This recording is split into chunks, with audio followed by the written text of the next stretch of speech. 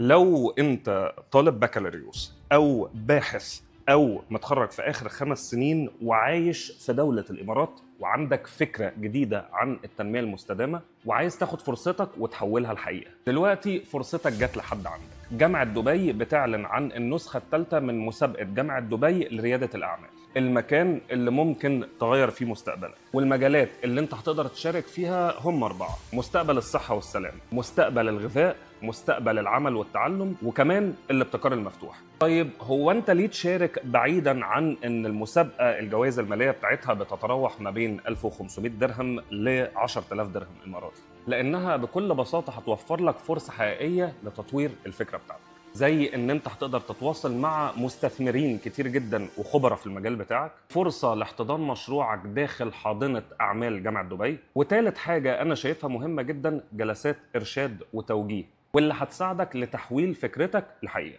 انا عارف ان هو متأخر، بس انت كمان تقدر تشارك وتحقق حلمك. اخر موعد للتسجيل يوم 7 ابريل، وعشان تسجل هتزور الموقع بتاع جامعة دبي، لينك التسجيل كمان هتلاقيها في اول كومنت. وبس كده.